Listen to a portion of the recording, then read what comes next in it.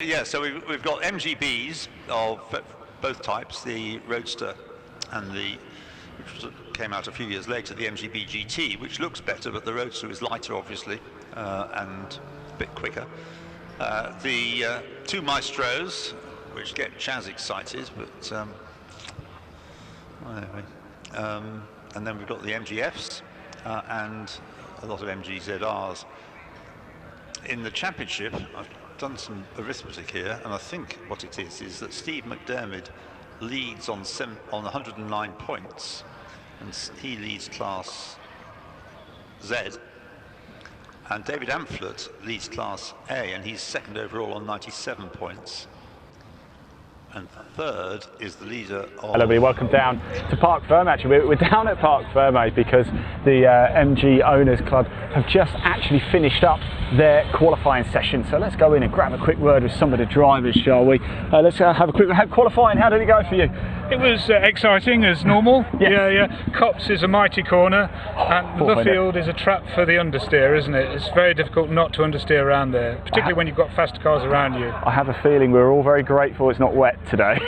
Trust me, yeah. I mean, so we did the free practice, and somebody dropped some oil on the damp there, and the back end was extremely lively. You know, when you braked and the weight transfer went to the front, the back end became very unstable, really. Yeah. So several people slowed down after that, including me. I can imagine. The race coming up, are you ready for it? Are you excited? Well, yeah, it's always that mixture of excitement and terror, isn't it? Which, you know... You don't get nervous, do you? Yeah, well, I mean, say, I think that's the big myth, isn't it, behind the machismo tradition. But, yeah, I mean, say, on the starting grid when the lights go out, it's something else, which is why we do it. But at least the advantage of the grid is the really fast guys are at the front. Yes. So at least you haven't got them behind you, which is the case with practice, you know. But you should just get on with your own race. Yeah, your mirrors are empty, at least for a lap or so, and then they're on you again, yeah. Well, look, best of luck, enjoy it, won't you? Thanks for talking to us. We appreciate that. Let's keep going round, shall we? Grab a word with some of the other drivers. I do believe we've got Nick Golhar here. Let's grab a quick word with Nick, shall we? He's just chatting to another driver. Let's see if I can jump in, Nick. Qualifying, how did it go for you? We've been here after a long time, you know. It's for a good couple of years, I think. And the car, I thought I was going to go all right, but I think so. It's still slippery out there. Do you know what? Yeah, it is. I think there is a bit of grease, and I think it might be a bit of oil. We used to race with the Yokis before, and it used to grip really good. But we're using turbo tyres, and I don't think so. We're just going to get used to it. Yeah. You know, how we're going to... So, you know, sometime in the race we'll get it right, you know. Well, fingers crossed the race it will be dry. What's the expectation for you? Oh, I'll give it a go, you know. Yeah. That's all I can say. But you're smiling. That's important. That's what motorsport's about, isn't it? Well, you've got to smile when you're racing, you know. How can you not? How can you not? Best of luck. Enjoy it, won't you? Thank you very much. Let's move around a little bit. We've got Ollie Olsen's car here. We've got a few of the drivers. Let's just see how they're all feeling after qualifying. Are we happy, chaps? Are we all smiles after qualifying? I think I would be, but I'm missing fourth gear at the moment, so I think we need to get that fixed rather quickly. Can you get it done before the race? Oh, I think so. Yeah? Easy job? Easy job? I don't know. I won't do it. I'll let Kevin do it. He's the expert. Absolutely. That's the right thing. Best of luck for the race, guys. Enjoy it, won't you? Right, it is almost time for the very first race of the day for these guys. Don't forget, they've got two races as well. We're going to bring you those two. So let's get straight in to the track action. Currently running second in the class, number 28, Christopher Pollard, with the best lap of 1:15.403. 14 and 28, row 8. The 9th row, number 2, former champion, and somebody, he's the stalwart of stalwarts, Jim Bainham, as far as MGs are concerned. Raced them spectacularly right back to the production sports car championships, production GT championships. Goes back, way back, Jim Bainham. 1:15.603, his qualifying time, number 2, and beside him, number 69, is Peter Head with his invitation class MGB Roadster, 1:16.265. 2 and 69, row 9. The 10th row, 71, Carl Bate in an MGB GT, 1:16.392, and beside him, number 11, Chris Millard with an MGB, 1:16.416. 71 and 11, row 10. Row 11, number 70, in the quicker of the two Maestros, Anthony Bate, 1:16.700. The car's setting off now on their green flag lap, and beside him, number 97, is Ray Lovell with an MGB GT, 118.252. 1797 row 11, row 12. 59 Ashley Barnes with an MG Midget. The only one that gets into this, I think. Yes, the only one of the 8 Series engine cars. The later ones had Spitfire engines, but Ashley Barnes with a 8 Series engine, MG Midget.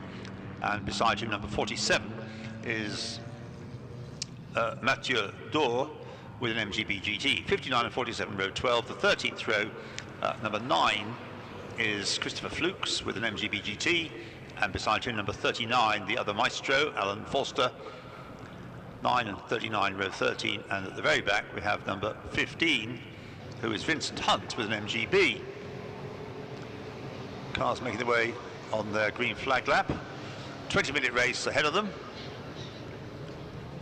Lap time's not as fast as the BMWs. But still, they look fantastic doing it. The wonderful field of MGBs and all sorts at the back as well. The 2 Maestros making me very happy, as Ian alluded to earlier.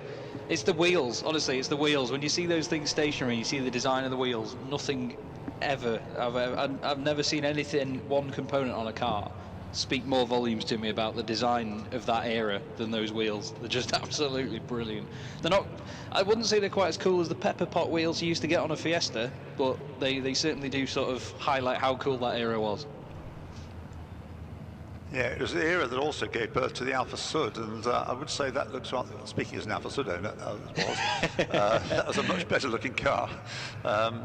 Yeah, the Maestro was an aberration, but it was one of various attempts to save Rover, British Leyland, but it, I'm afraid, didn't work.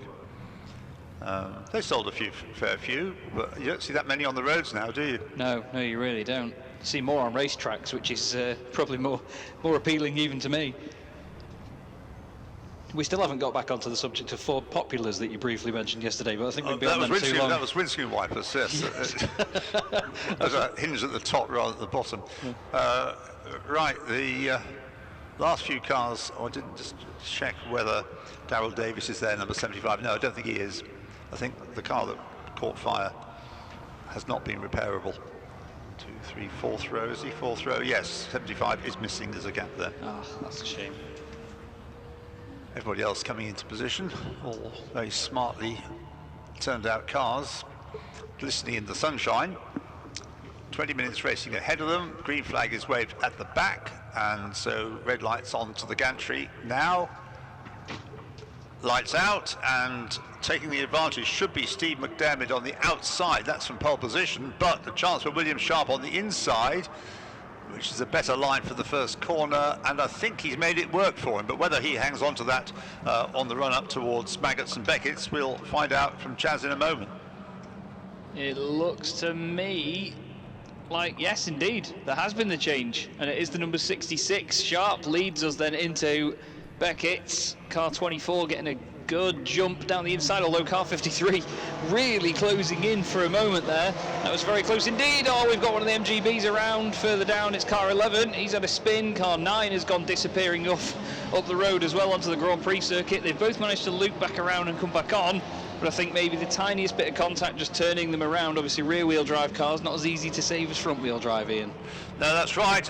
Going straight, well, I say straight on, I think William Sharp kind of misjudged the braking distance for Brooklands, and so he ran wide and has lost the lead as they came up to Luffield. Now they're coming out of Luffield at the end of the first lap, so William Sharp's moment of glory actually is being sustained. Yes, he ran very...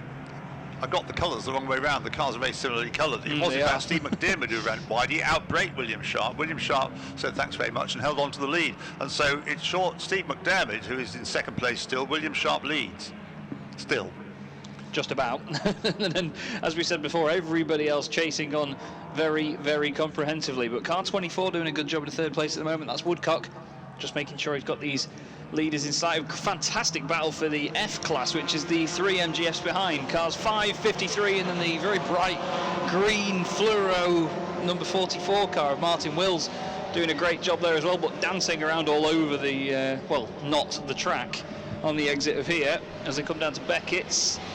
But then everybody else holding position at the moment. The car 42 making its way back up. That's Simon Kendrick. He's a lot further down than where he should have been. Well, that was quite an adventurous first lap, wasn't it? Now let's see whether they can sort themselves out and settle down on lap 2, which is coming to its end. And it is still William Sharp then leading from Steve McDermott, who is right on his tailgate as they come through Woodcote to complete lap 2. So still 66 from 77, and the gap opening up to third place Jack Woodcock in the white car. As you say, the MGFs, well, not the leading one, but the other two, the next two are running. So Stuart Plotnick leads, but Baker and Wills absolutely side by side over the line in 53 and 44. Class A is headed by David Amphlett in 12th place, number 14. And for the lead, McDermott goes for it. He's on the left-hand side on the way into Beckett's, which would be the outside. Oh, on the downshift, though, he's messed it up. The car's gone straight on, and Sharp goes straight back through. Sounds like a mirror image of what he did at Brooklands on the first lap. Yeah, he got it done on the left-hand little kink on the way into Beckett's. Oh, they're rubbing panels and banging into each other down the straight as McDermott's got the run on him again. Sharp doesn't want to give him an inch, but he's through. So you reckon McDermott should be the one in the lead when they get to Brooklands? That's the more black one, I believe, McDermott's. Yes, it is. And No, sorry, McDermott's is the more orange one. Well, they're side by side. They're both leading. Will that do? Yeah, that'll do. So they're coming out of... Actually, they're no longer side by side. Whether there's been a change in the order, we'll pick up in a moment as they come through, and it's now 77 leading 66. So that means that McDermott has got the lead from William Sharp. Whilst they were having their fun and games, they've allowed Jack Woodcock to edge a little closer, taking Stuart Plotnick in the leading MGF with him, and then Baker and Wills continuing as they were, side by side stuff. Walker, number 83, is 7th, then Olsen is 8th, Adrian Olsen, number 3. In 9th place is 46 Grant, 10th is Robinson, and still David Amphlett leads Class A with his MGB number 14, now in 13th place. He's lost 1 place to Wisby, number 8. Baker and Wills side by side again as they get into Beckett's. I think there might have been a bit of a touch. The 53 on the outside pushed out wide, so Wills goes up into 5th place overall, 2nd place in class. He's got a lot of the MGZRs chasing him down, including the 46, the number 30, and then the black and yellow number 12 car. But the leaders stayed as they were as they came past me this time, Ian. I'm not sure, though, because every single corner they seem to want to have a go at each other. Yeah, well, yes. Now that William Sharp has lost the lead, I think he's going to have to work hard, and he's doing just that at the moment to stay on terms with the championship leader, Steve McDermott. They're coming out of Luffield now. It's kind of settled down for the lead. It's also relatively calm for Jack Woodcock in 3rd place, but there's all the action between the MGFs going on behind. The order at the moment is 5 Stuart Plotnick from 44 Martin Wills, and then behind them is 53 Baker, Mark Baker. And already I would think the leaders are back up with you, Chaz. Yeah, they are indeed, and the last 6 or 7 cars in the field having a great dice as well. Plotnick and Wills are so close together as they get here. Wills is on the outside, Plotnick's on the inside. I thought he was going to turn him across to the left before Beckett's, then I held my breath for a second, but now out of nowhere Baker gets an almighty launch off Beckett's. Has a gorgeous change-up, and I think Baker might even take the class lead here, although it looks like now, I eat my own words, because Wills is on the inside again. Okay, that's happening just behind the leading pair, who turn into Brooklands now. Still the same order, 77 McDermott ahead of 66 Sharp, but it's impossible to predict how this MGF fight will finish. At the moment, it is the green machine, Martin Wills, that is, isn't it, that's got ahead. It's still, I would say, quicker through Woodcote that time is Sharp. McDermott it is who still leads over the line, though. And 44 Wills is now right up behind Jack Woodcock, whose peace and quiet in 3rd place have now finished. And he's having to weave around a bit to hang on to his 3rd place overall, because Martin Wills wants to pass him. Was looking to go both sides at once as he went down towards Copse Corner. Now as he heads up towards you, does he be able to find a way around the white ZR? He's on the left-hand side of him as they go onto the kink, and yes, Woodcock has backed out of it, so Wills goes through. Massive lock-up on the way in, though.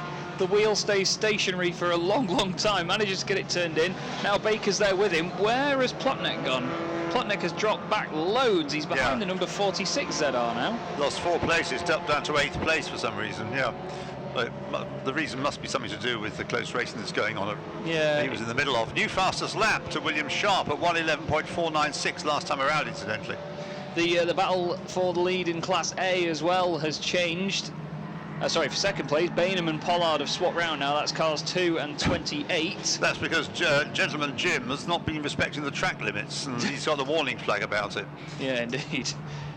Amphlett a bit further up the road. Car 14, P14, actually still leads the A class, which is the MGBs and MGB GTs.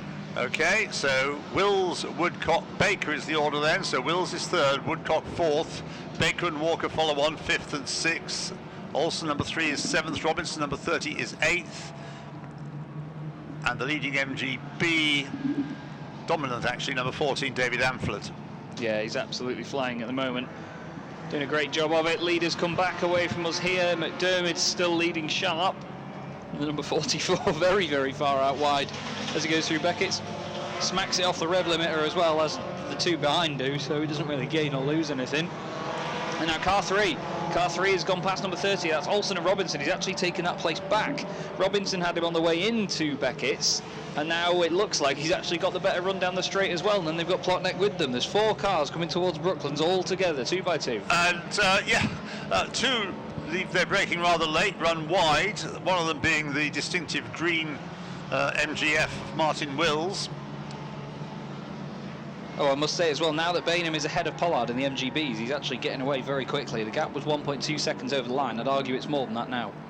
So 53, that's the blue Mark Baker MGF, has third place. Martin Wills fourth, and Jack Woodcock dropped down to 5th, and 6th is 83 Phil Walker. That's the order past us, but it'll be different with you. Of course it will.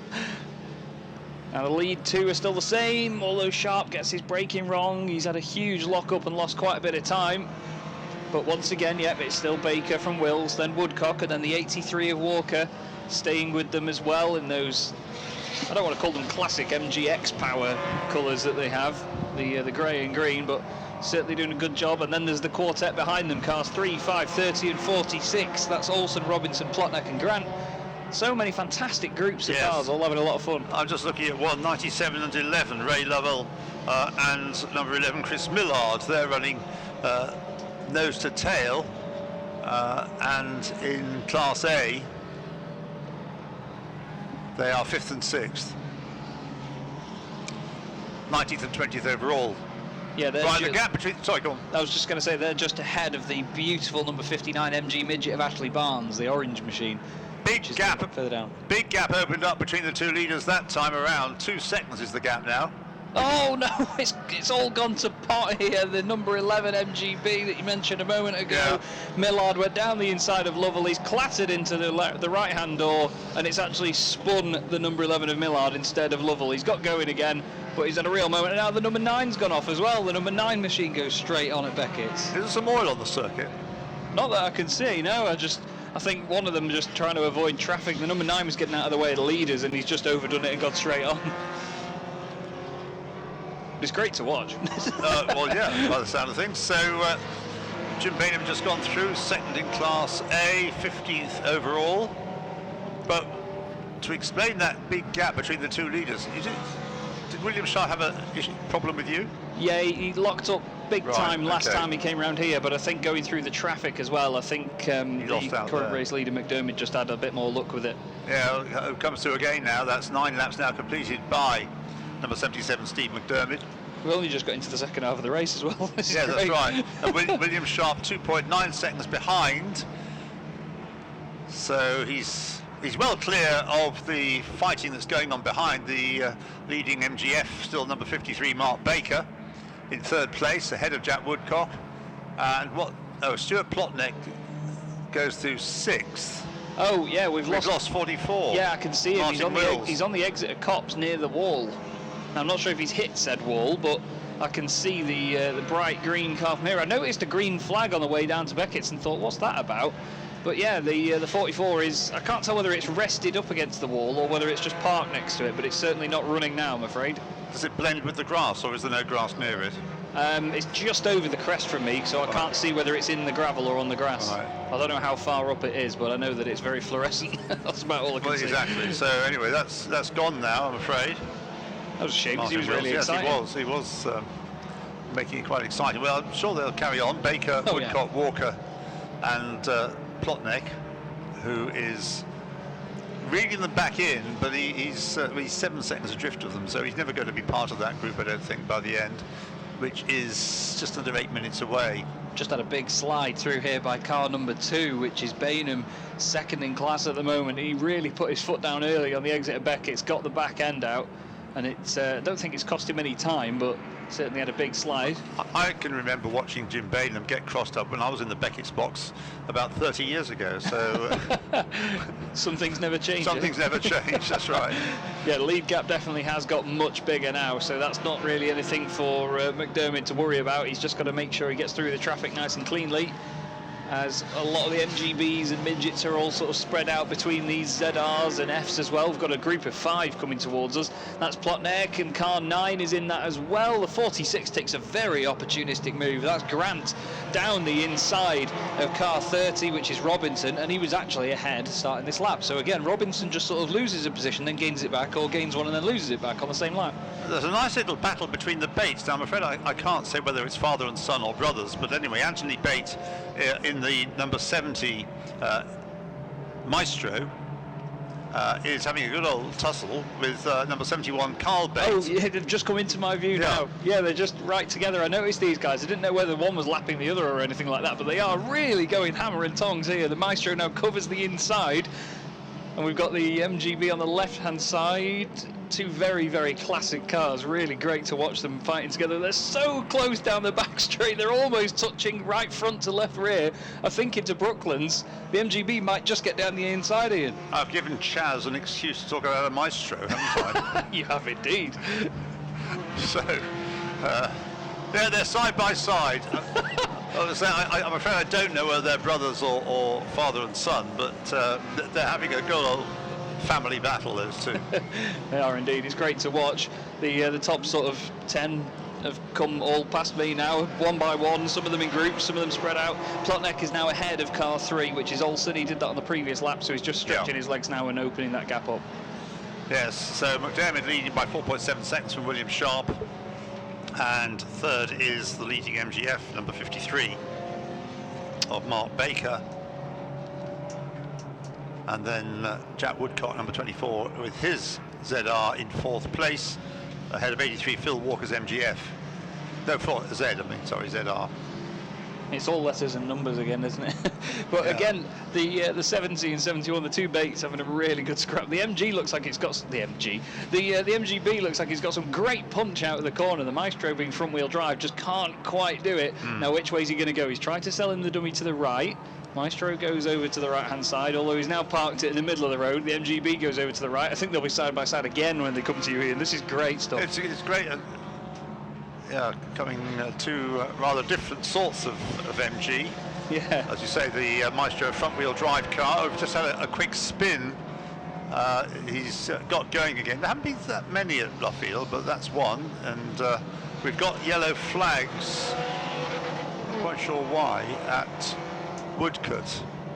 The spinner was number 28. He's got going again, as I said. That's the MGB of Christopher Pollard. I don't think it's cost him a place, it's cost him some ground. They've got a recovery vehicle in the gravel at Copse, so they may just be showing the yellow flags a bit early down the road for when they get there, because there's a green flag just after Copse at the moment, and I can see the recovery vehicle moving the 44 car away. Okay, thanks for that, because I could see yellow flags with no reason for it, but now you've explained it, that's fine.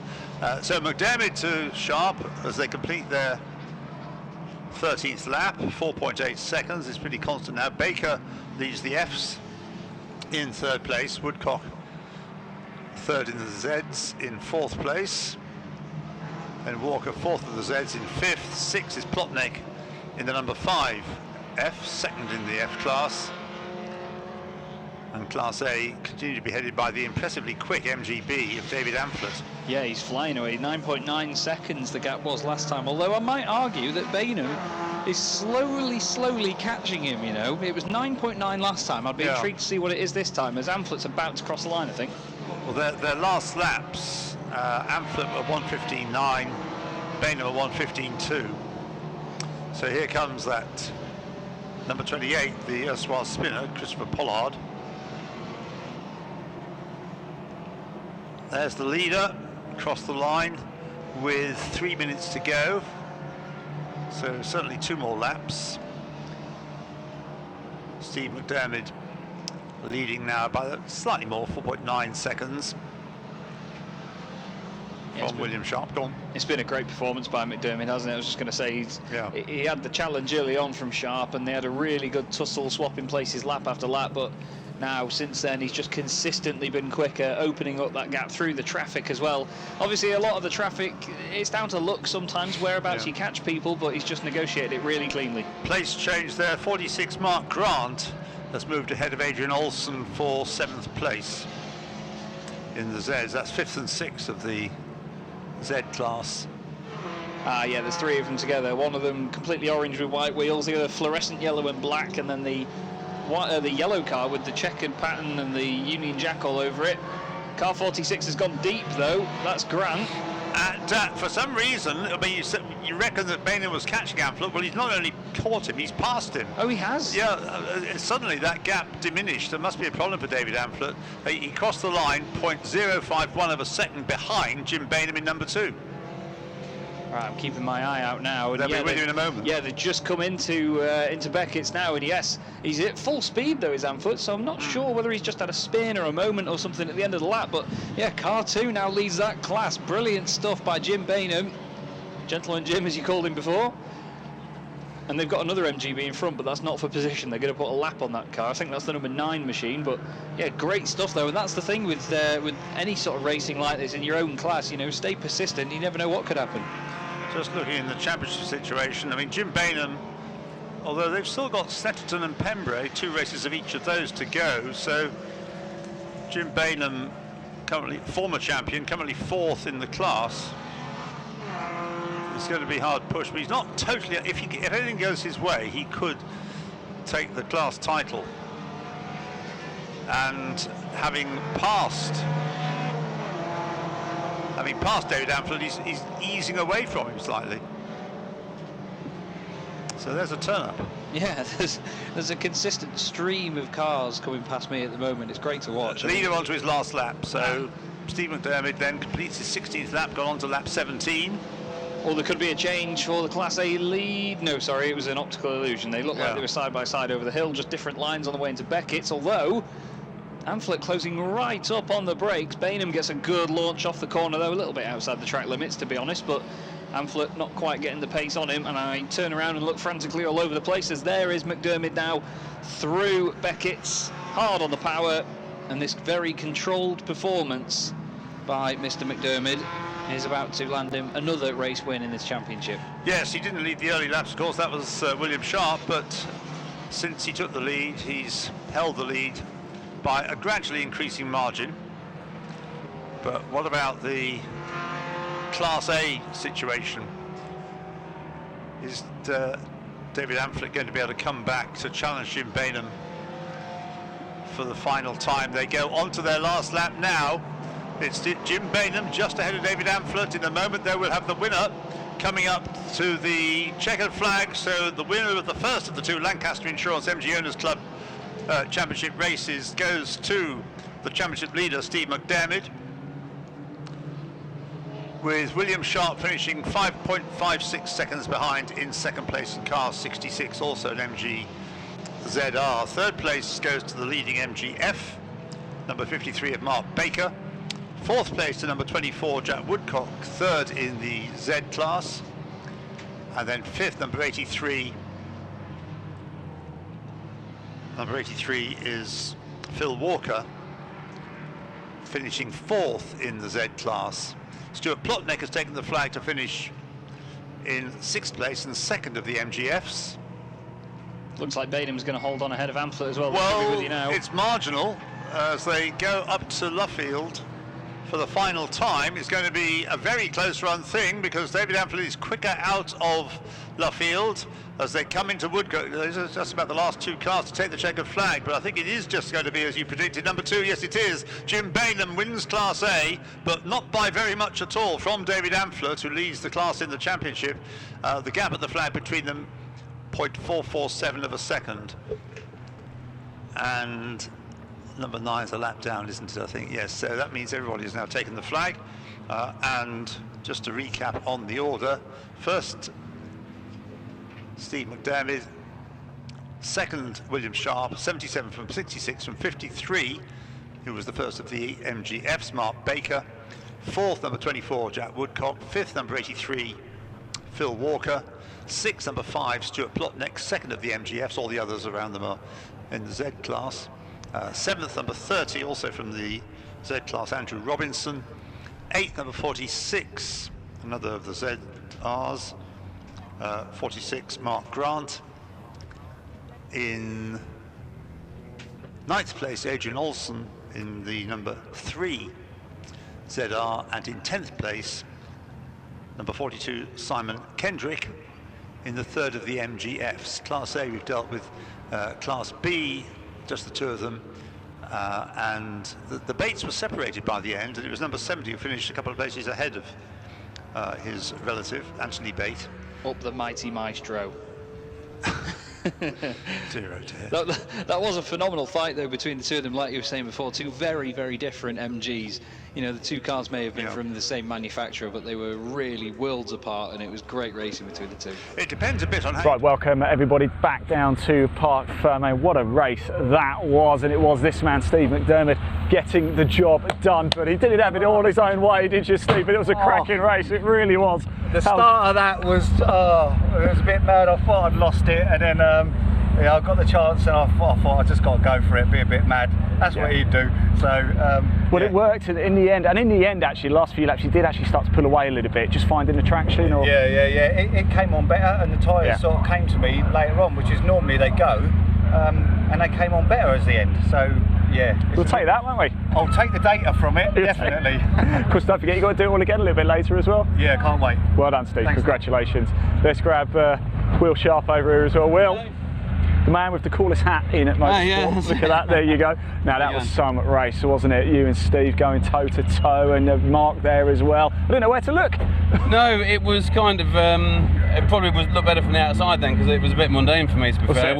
Once he got in front, all I can do is go as fast as the car will allow, and I couldn't go any faster, and then he's got a good set of horseshoes on that, let's just say, and it's going well. So yeah, there wasn't. I got the lead and I got it back, but you can't hold it back on the straights. He was saying he wasn't expecting the tyres to come good at the end of the race. So is that what it was? That's what he was saying. He's made a very wise choice then. Or was he just sandbagging? What do you think? We don't know. It's all rubbish anyway. Well, congratulations anyway, mate. Well done, Mark. That was a cracking race, that was. How was it for you? Hot. Yeah, English summer. Apparently arrived today. Yeah, you're not allowed aircon in these things, are you? What's that all not really, about? no. What can I say? Great start to the race, and there was a big fight going on between me, Stuart and Martin, and then Stuart sort of fell off, broke, and then Martin decided to park it backwards in the cop's kitty litter. So yeah, that kind of just let you come through, didn't it? It was just about keeping going and keeping out of trouble. So yeah, pleased with that. Well, congratulations. Go get yourself a nice glass of ice cold water, because you've got to race again later. Yeah, well done. There we go. That ends the race for the MG Owners Club. But I've got to do it all again a little bit later as well. We've still got a lot more on-track action to come, I believe. It's the Supercarts next. That's going to be a cracker. Row 2 is the 4